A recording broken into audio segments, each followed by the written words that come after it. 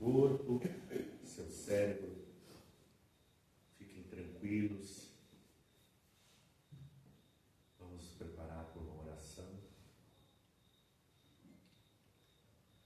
Obrigado, Senhor Jesus, por podermos estar aqui hoje, agora, nesse instante, para receber informações importantes através de uma palestra.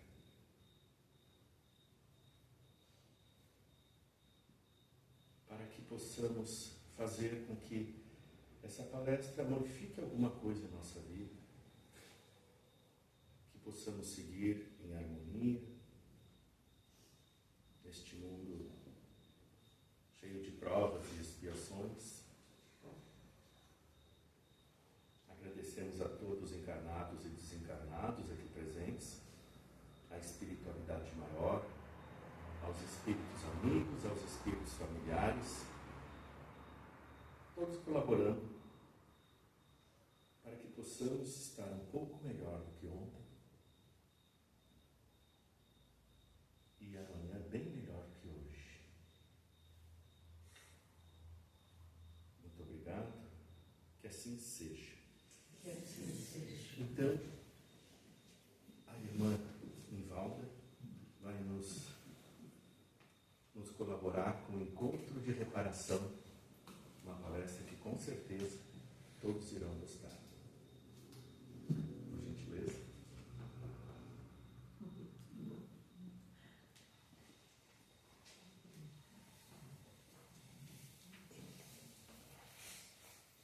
Boa noite a todos. Boa noite. Sempre é uma honra estarmos aqui e uma grande alegria.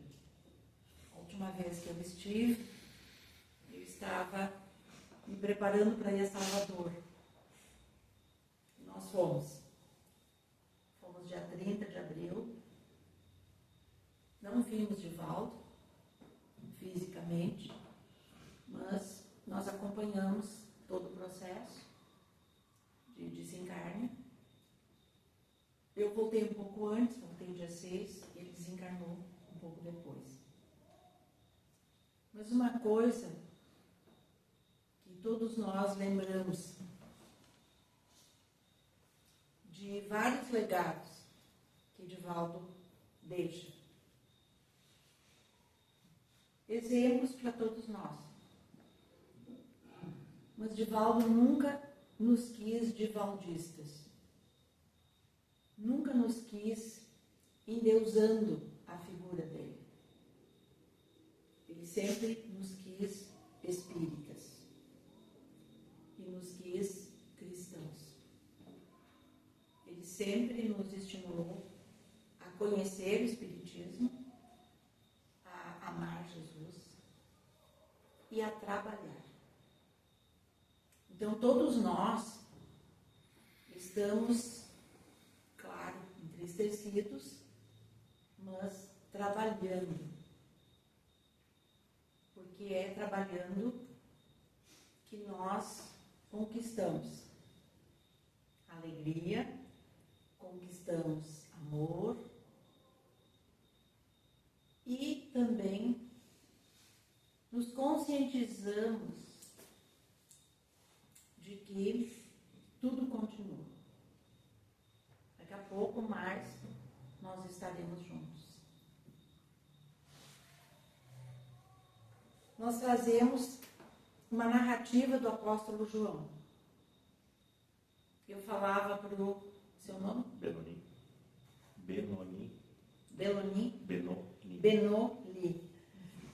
Nós falávamos sobre Saulo, ou Paulo de Tarso, que a preocupação de Paulo era registrar os acontecimentos com Jesus. E aí ele procurou os 4 apóstolos que tinham conhecimento. Lucas era médico, Mateus era cobrador de impostos, ou tinha sido, e Marcos tinha conhecimento também, era letrado, e João, idem. Então, estes 4, eles lembravam, cada um com a sua característica. Daí, se nós lermos Lucas, nós vamos encontrar em Lucas as curas de Jesus, porque Lucas, como médico, ele conseguia entender, né, esse processo de curar paralíticos, enfim, fazer com que cegos enxergassem. Mas é o apóstolo João, que é aquele apóstolo que dizem as tradições, né, muito amou Jesus, e que Jesus também tinha uma predileção por João, e é João, evangelista, que vai voltar depois, porque é para ele, junto à cruz, que ele vai dizer: mãe, eis aí teu filho, numa simbologia, né, de mãe e filho para toda a humanidade, e diz para ele: filho, eis aí tua mãe. Daí João é aquele que vai a Éfeso. Muitos têm visitado Éfeso. Diz que lá tem a casinha de Maria.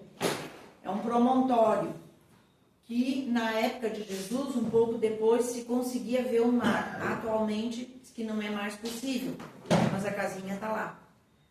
E eles viveram em Éfeso. Então ele leva Maria para viver com ele em Éfeso. E é João que vai voltar mais tarde, pelo processo da reencarnação, como Francisco de Assis. Francisco de Assis é o apóstolo João reencarnado. Então é ele que vai, com muita emotividade e com uma linguagem clara, nos narrar esse episódio. Nós podemos imaginar a praça, né?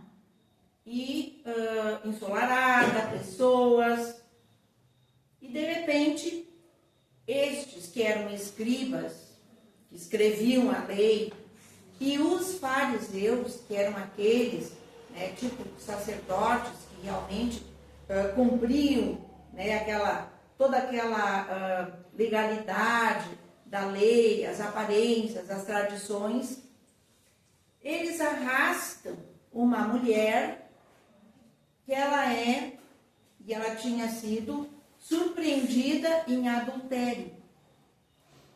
E eles trazem essa mulher arrastada, e a gente imagina então aquela correria, todo mundo trazendo, né? E apresentam essa mulher para Jesus. Jesus está ali com os apóstolos e eles apresentam ela para Jesus, e é claro que explicam: mestre, essa mulher, ela foi apanhada em adultério. Como Jesus dizia que cumpria a lei, então eles aplicam a lei de Moisés, que era a lei dos judeus. Moisés manda que se lapidem tais mulheres pelo apedrejamento. Tu, né, que é o mestre em Israel, o que é que tu dizes acerca dessa ação e desse cumprimento da lei? Eles gostavam muito e se reuniam em conciliábulos para estudar uma maneira de fazer com que Jesus caísse ou em contradição, ou que se mostrasse contra governo. Então, uma série de episódios e de acontecimentos, né? Jesus pede: me alcancem uma moeda, né? Aí ele olha e diz: dai a César o que é de César, a Deus o que é de Deus. Jesus sempre tinha essa capacidade de anular qualquer tipo de tentativa de mostrar que ele estivesse em erro. Então, sempre Jesus tinha essa forma de conduzir e de aproveitar para dar os ensinamentos. Então, diz que Jesus olhou para a mulher, olhou para ela, que ela vinha arrastada, provavelmente, toda rasgada, talvez seios de fora, e ele não fala nada. Ele se abaixa e, com muita sensibilidade e com o dedo, ele começa a traçar garatujas, eles dizem, no solo. Então, diz que Jesus começou a escrever hipócrita, caluniador. Ele foi escrevendo todas as imperfeições daqueles que ali estavam. E ficou aquele espaço de tempo, aquela interrogação ficou no ar. E todos sabiam que o Decálogo, a lei de Moisés, condenava esse tipo de atitude com o apedrejamento até a morte. E também todos sabiam que outras mulheres na mesma situação já tinham sido trazidas para a praça, tinham sido ali apedrejadas, né? E consideradas mortas. E aí eles voltam à pergunta: tu, né? O que é que tu dizes a respeito? Jesus não olhou para a mulher. Ele não fitou a mulher. Porque Jesus tinha um olhar que ele penetrava e ele viu o íntimo das pessoas. Era tal a visão. Nós temos certos médiuns, certas mediunidades que são assim. Os médiuns olham e eles até conseguem detectar enfermidades, né? E até detectar, olha, toma isso, toma aquilo, que vai fazer bem. Bom, ele olha para ela e ele diz a célebre frase: aquele que dentre vós estiver sem erro, atire a primeira pedra. Então a frase lenta, segura, nítida, serena, escapou. E ele continuou a escrever no chão. Então ficou aquilo no ar. Atire a primeira pedra. Quem se achar com esse direito? Quem estiver isento de erro? Quem nunca tiver cometido nenhuma infração? Quem estaria os que estavam ali naquela situação?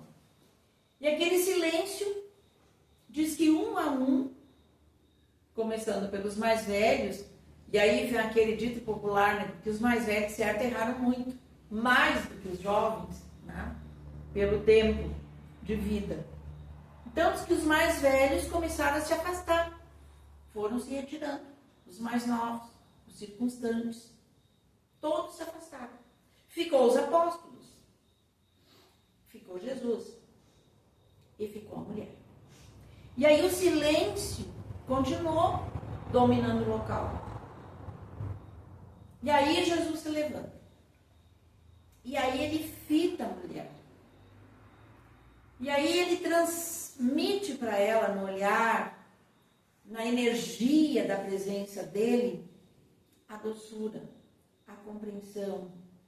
Ele viu o drama íntimo dela.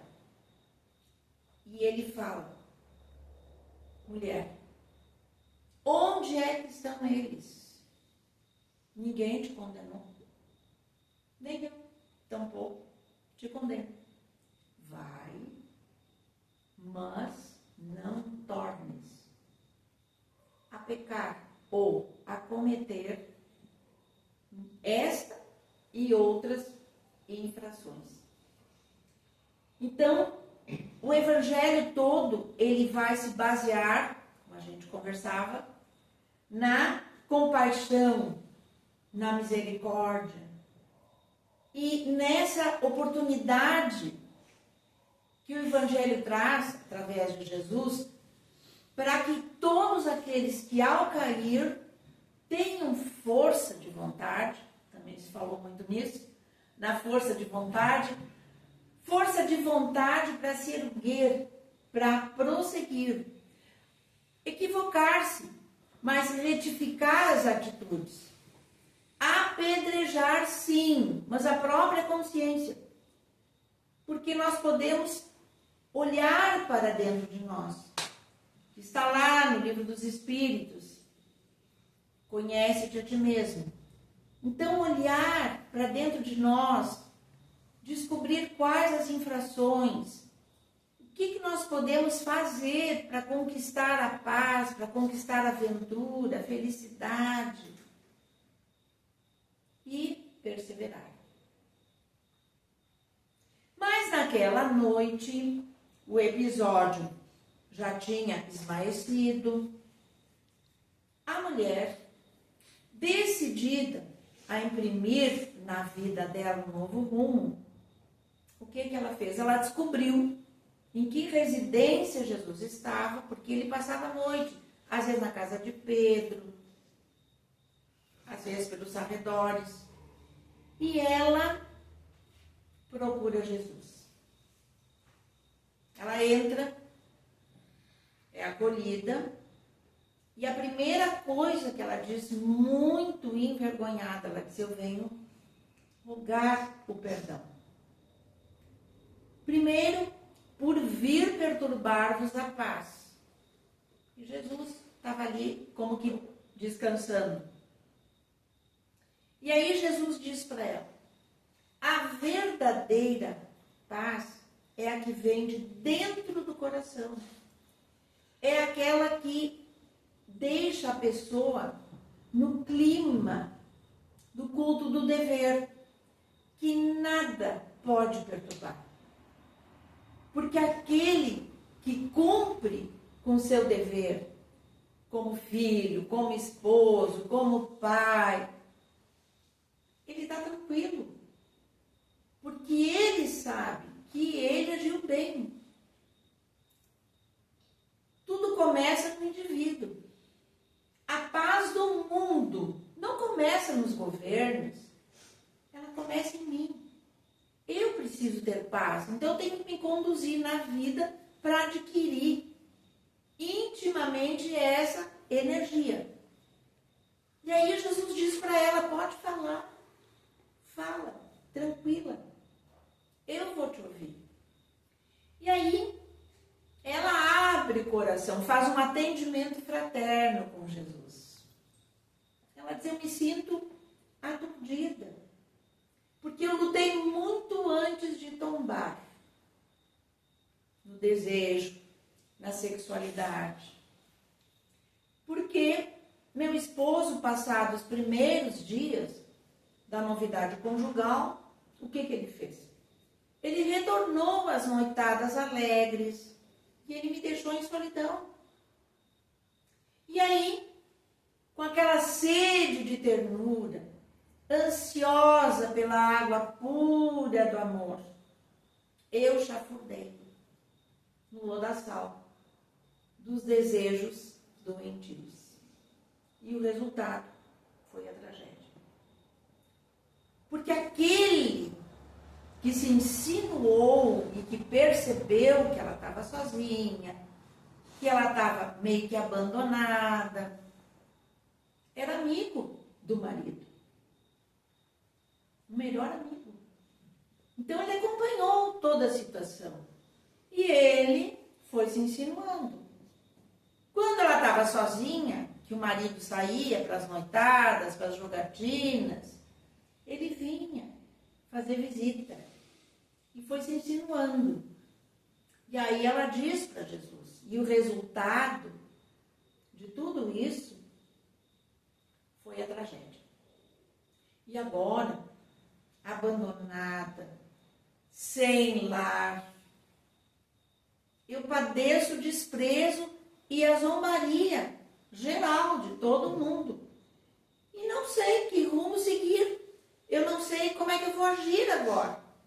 Então, eu vim pedir um roteiro para a minha vida.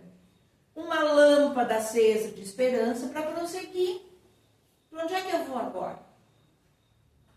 E aí Jesus, com aquele olhar, penetrou naquela alma, ansiosa, sofrida, e com muita bondade. Ele considerou: a paciência, minha filha, a confiança em Deus, serão as duas providências iniciais que vão te propiciar cura e renovação da saúde. Arma-te. De quê? De humildade. Confia no futuro. Confia no dia de amanhã. E vai. E assim pensando e assim sentindo, vai. E não sofre mais, esquece, passou, vida nova. Porque há sempre um lugar, no rebanho do amor. Sempre há um aconchego para todos aqueles, e aqui Jesus usou o termo ovelha, lembrando o bom pastor, aqueles que retornam, que desejam avançar, que colocam a sua vontade a serviço do bem, da renovação, mudança de vida. E aonde quer que tu vás, dando, portanto, a entender que ela não ficaria ali, ela teria que ir para outras terras, outros lugares, eu vou estar contigo. E a luz da verdade, nesse achote do bem, vai brilhar à frente e vai iluminar o teu caminho. Segue e vai em paz. 10 anos depois, uma década depois, numa cidade chamada Tiro, Fenícia, numa casa humilde de aspecto, mas muito rica de amor. Essa casa tinha a tarefa, a missão de recolher peregrinos, pessoas indigentes, pobres, sem um teto, sem um lar, sem ninguém, cansados, enfermos. E nessa casa, uma mulher que trazia na face, desgastada pelo sofrimento, pelo esforço de fazer o bem, de lutar, de transformação. Ela trazia na face desgastada vestígios de uma grande beleza, mas estava em decadência. E ela ali reunia os infelizes, limpava-lhes as feridas, alimentava-os, acolhia-os e, é claro, falava-lhes de Jesus. Tornara-se, por isso, uma pessoa muito querida, muito respeitada por todos, daquele lugarejo. Num cair de tarde, a gente imagina aquele pôr de sol. E aí, junto com o pôr de sol, vem aquela suavidade, vem aquele misto de saudade. A gente se lembra no pôr do sol de tantas coisas boas. Era uma tarde amena. Chegou naquela casa, trazido por mãos caridosas, um homem com o corpo todo em chagas, feridas da cabeça aos pés, em extrema penúria, quase morto, sob o fardo de 1000 tristezas, 1000 desencantos. Claro, foi recolhido naquela casinha com muito carinho por aquela mulher. Ela tinha ajudantes, mas esses casos ela gostava de pessoalmente limpar as feridas, atender. E ele, recolhido com muito carinho, as feridas lavadas, aliviadas com ungüentos, com medicamentos, recebeu o caldo reconfortante dessas mãos da caridade. Ele foi recobrando as forças. O tempo passou, uns dias, umas semanas, e ele foi saindo desse desalento. E é claro que quando ele se sentiu melhor, ele sentou junto com os outros e ele ouviu a mensagem de encorajamento que essa mulher trazia em nome de Jesus. E ela colocava tanto carinho, ela falava de Jesus com tanta amorosidade, que ele se emocionou com aquela benfeitora desconhecida que falava daquele mestre. Num determinado dia, muito emocionado, depois que ela fez todas aquelas colocações sobre o mestre de Nazaré, e ainda, sem muita vitalidade, ele indagou para ela, interessado: esse Jesus, a quem vos referis, é aquele galileu que foi crucificado em Jerusalém?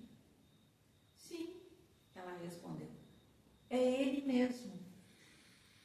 E vós, ele perguntou para ela, o conhecestes para terdes a certeza dos seus ensinos? Se esses aprendizados, se tudo isso que ele ensinou, isso é verdadeiro? Ela disse sim, eu o conheci. Eu o conheci numa ocasião quando a mim ele salvou. O homem parou e disse: também eu tive a honra um dia de o conhecer. Mas eu não soube me beneficiar da presença dele e dos ensinamentos dele. A vós, disse para ela, ele salvou. Mas eu, egoísta, mau, o detestei naquele momento. Me afastei da sua presença, confuso, amargurado, e segui meu caminho. Ela perguntou para ele: o que vos fez, Jesus, para que fugisses assim magoado da presença dele? Ele salvou a minha mulher, que adulterara contra mim. Era para ela ser apedrejada na praça. Mas Jesus a salvou. E a mim, eu, o marido ultrajado, ele não concedeu uma palavra sequer de consolação. E eu, naquele momento, e até hoje, não consigo compreender.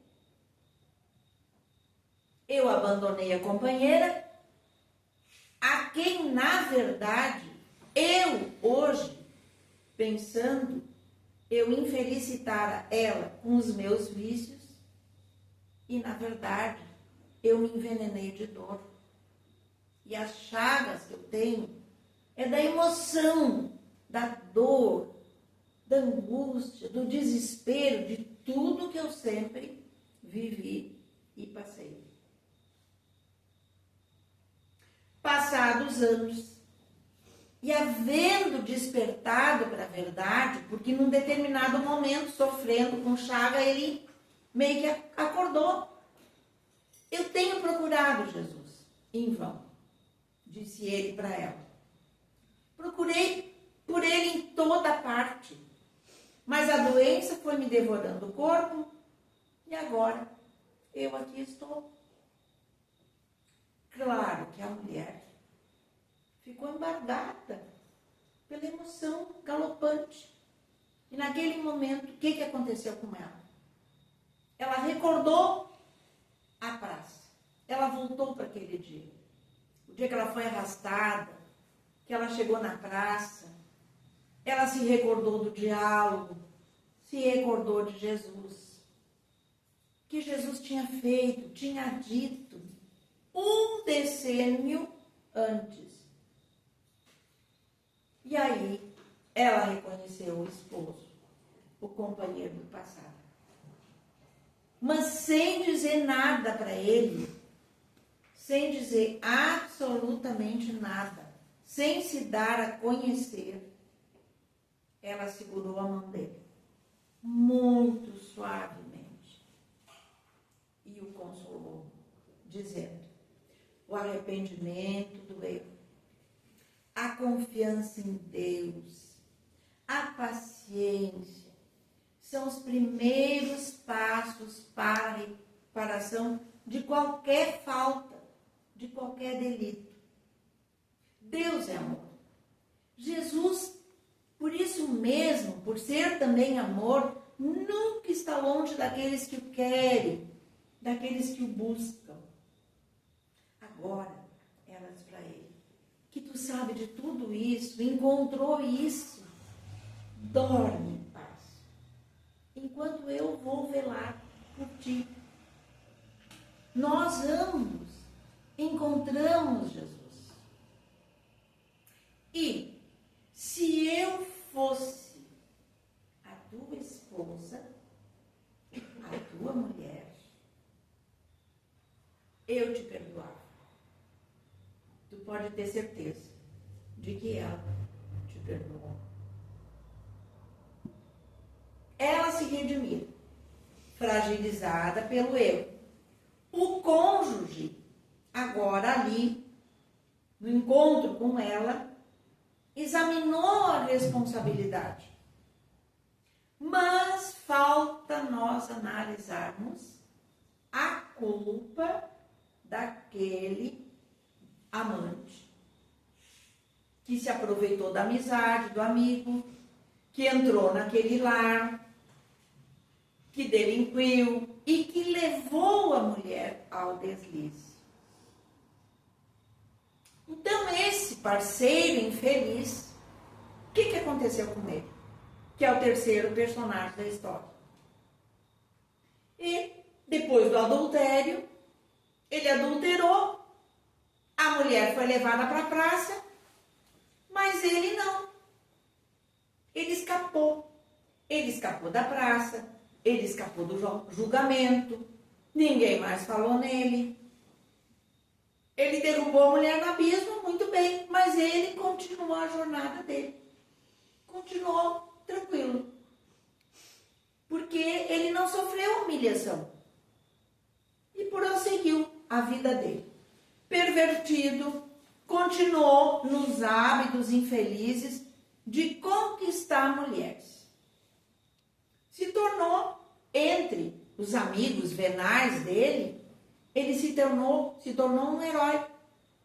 E os amigos exaltavam a virilidade dele, a capacidade de sedução que ele tinha, porque ele dizia, aquela lá eu conquisto. E ele ia, se insinuava e conquistava. Daquela ele passava para outra, e assim ele ia. Mas, passados breves dias de recordação desse acontecimento, porque ele se lembrou, né? Viu que a mulher lá sofreu aquilo, viu, mais ou menos, ficou sabendo do que tinha acontecido, mas ele foi embora. E continuou no curso da sensualidade dele alucinado. Mas os anos também transcorreram rápidos para ele, que era um licencioso. E vamos então, na mesma continuidade de tempo, os 10 anos que se transcorreram para ele também. 10 anos depois daquela cena, da praça, no templo, ele se encontrava, esse antigo sedutor, vencido, estava com dermatoses sifilíticas, e é claro que ele foi tratado como leproso, foi considerado leproso, e naquela época, o leproso, ele era riscado do livro dos vivos, o nome dele era apagado, né? A família, simplesmente, ele era considerado morto, e ele ia para o vale dos leprosos. e lá ele esperava a morte, que não tinha solução, né? Então, com essa suspeita de lepra, ele foi para lá e ficou assim, no anonimato. Mas vagou sem rumo para lá e para cá, começou a se recordar das vítimas deles. Essa mulher, aquela outra. E quase desfalecendo, ele foi, nessas andanças dele, recolhido. E aonde é que ele foi cair? Ele vai cair na casa do caminho, lá em Jerusalém, na estrada de Jope. E lá ele vai ser atendido por quem? Pelos apóstolos. Então os apóstolos, com mãos caridosas, principalmente, quem o trata é Simão Pedro. Porque como Pedro ergueu essa casa do caminho, ele é que tratava de todos esses que chegavam. E tinha uma parte que era só desses leprosos que não iam, então, para esse vale. E ele acabou ali. Então, Simão Pedro começou a tratar dele, deu tratamento adequado, deu apoio moral. E ele começou intimamente a rever tudo aquilo e a se arrepender do que ele tinha feito. E é claro que ali na casa do caminho falavam de Jesus. E todos os que podiam assistiam às prédicas. Pedro falava, contava, porque era o momento deles reviver tudo aquilo que tinham vivido com Jesus. As emoções, aquelas energias. E é claro que, ouvindo tudo aquilo de Jesus, ele não conseguiu fugir ao fascínio de Jesus. O mestre foi fascinando ele, porque ele não chegou a ver Jesus, não chegou a entrar em contato. Ele fugiu e não percebeu, não entrou em contato com aquelas energias. Mas ali, na casa do caminho, ele entrou em contato com Jesus.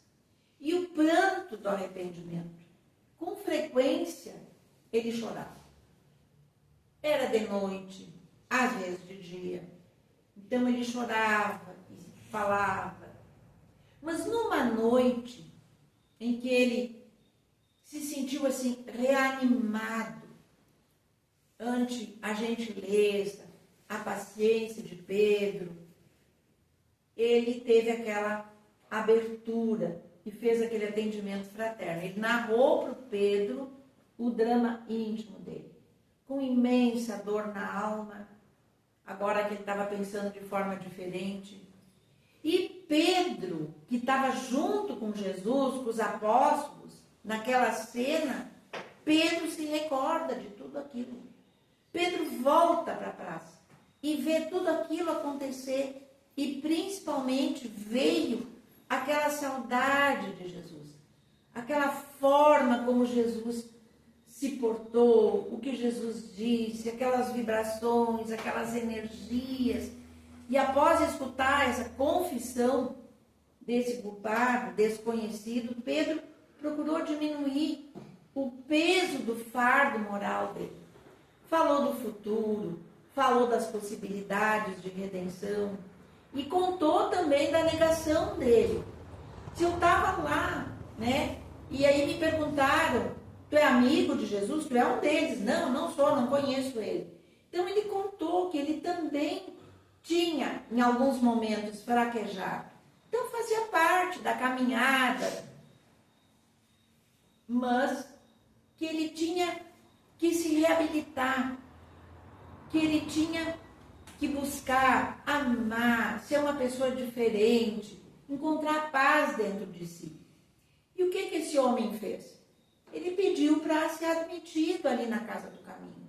Eu não tenho para onde ir, não tenho família, eu quero ficar aqui. Eu quero ser um servidor arrependido. Eu quero trabalhar aqui, ajudar as pessoas, fazer com que as pessoas encontrem essa paz, essa serenidade, essa tranquilidade, esse perdão que eu encontrei e agora toda essa riqueza emocional que eu estou sentindo. Eu quero, então, dar para as pessoas, para os sofridos, tudo aquilo que eu estou agora sentindo. de bom dentro de mim. E daí a gente volta para o momento da cruz em que Jesus diz, né? Pai, perdoa-lhes, não sabem o que fazem. E a nós fica esses exemplos. Não que a nossa conduta seja uma conduta semelhante, mas que nós sigamos o exemplo de aproveitar bem a hora que passa. O melhor momento é o momento presente. Aproveitar enquanto estamos aqui. Abraçar as pessoas. Dizer para as pessoas, eu te amo, eu gosto de ti, tu é tão importante na minha vida. Descobrir nas pessoas as qualidades, as virtudes e dizer, ai, você é tão inteligente, você é tão sábio, você traz tantas coisas boas. Eu vou usar os nomes, né? Estou vendo o Ivo lá, que fazia a nossa sopa. Estou vendo o Ike lá, que traz as notícias. A gente não imagina o sacrifício dele. A gente pensa, o Ike é famoso, está lá na mídia, né? Mas o sacrifício que ele faz para poder atender a todos. Às vezes, deixa de lado a família, a vida particular, para estar lá numa vida de comunidade. A gente abre a Gazeta, é tão bom encontrar ali as notícias, as fotos, reconhece as pessoas, todas com o nome. Então, assim, quantas pessoas se esforçando, fazendo bem, muitas vezes se sentindo enfermo, não está bem de saúde, mas a gente vai, a gente faz. Então, é essa reparação. Reparar porque todos nós que estamos passando por dificuldades vivemos outras vidas, cometemos infrações. E hoje a gente vem para redimir isso, passa por isso. Mas aí nós precisamos ter resignação, não nos revoltar e aproveitar todas as riquezas que nós temos e fazer o bem, ajudar. Né? O Ivo lá mexia panelão, fazia sopa para as pessoas, entregava, a gente dava aqueles pratos de show. Era tudo tão bom. A Ledia aqui também, né? Fazendo as atividades dela. Então, quantos de nós aqui fazemos o bem? O mundo, ele é repleto de boas ações. É uma superfície inteira de pano branco, de belezas. Então, que nós possamos viver bem a hora que passa, o momento presente, ter força de vontade, não nos deixarmos abater, ser alegres, sermos felizes, vivermos a vida, porque a vida é uma aventura e a gente está aqui para viver bem essa vida, aproveitar bem essa hora que está passando. Então, fica aqui esses conselhos para que a gente siga em frente. Não se deixe abater pelas dificuldades, pelas enfermidades. Sejamos exemplo de amor, de fidelidade. Sermos fiéis. Né? Eu lembro que a gente foi fiel ao Divaldo até o fim, sempre. E eu penso assim, que bom que eu nunca faltei.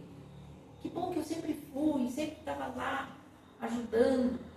Eu queria notoriedade, mas ajudar, né? Então, que bom que a gente fez. Acabou. A verdade é que acabou. É um ciclo da vida que termina. Mas que bom que nós estávamos lá. Que bom que a gente participou de tudo isso. Então, quando nós chegarmos daqui a pouco do outro lado, quando nós sairmos dessa casca, nós vamos sair bem. E vamos chegar lá e vamos olhar para trás e dizer, que bom, que eu fiz tanta coisa boa. Fiz aquela comidinha com amor, limpei minha casa com amor, botei uma flor aqui, outra flor ali. Vocês agora vão ter brechó, vão trabalhar, vão dar alegria, coisas para as pessoas. Isso é que é o fundamental, é o mais importante. O amor, ele é nessas pequenas situações e nessas pequenas ações. Então, que possamos nós sermos aqueles que amam, que fazem o bem e que espalham a paz. Vamos orar. A nossa prece vai nesse momento trazer a presença mais ostensiva dos Espíritos, os protetores desta casa, os protetores de cada um de nós, que nos conhecem, sabem das nossas dificuldades, de tudo aquilo que necessitamos para prosseguirmos, para permanecermos neste caminho do amor e do bem. Senhor, abençoa os nossos propósitos de amar, de sermos felizes, porque queremos hoje já vivermos essa felicidade, essa alegria. Que possamos, Senhor, ser luz, expandir essa luminosidade onde quer que estejamos. Que possamos ser paz, aquela paz do dever retamente cumprido, a paz que vem da consciência que está tranquila, porque cumpriu com todas aquelas ações que são indispensáveis para que tenhamos felicidade hoje já. Que possamos, Senhor, inundarmos-nos com esta luz, que esta casa prossiga e permaneça plena de luminosidade, de proteção, de amparo, que os nossos lares recebam essas bênçãos poderosas de energia. E a cada um que aqui está, que todos nós possamos nos inundarmos com esse banquete de luz. Que as nossas dificuldades sejam diminuídas e todos aqueles em sofrimento que possam receber também esse refrigério. E que haja sempre entre todos nós muita união, muito amor, muita paz. Que assim seja.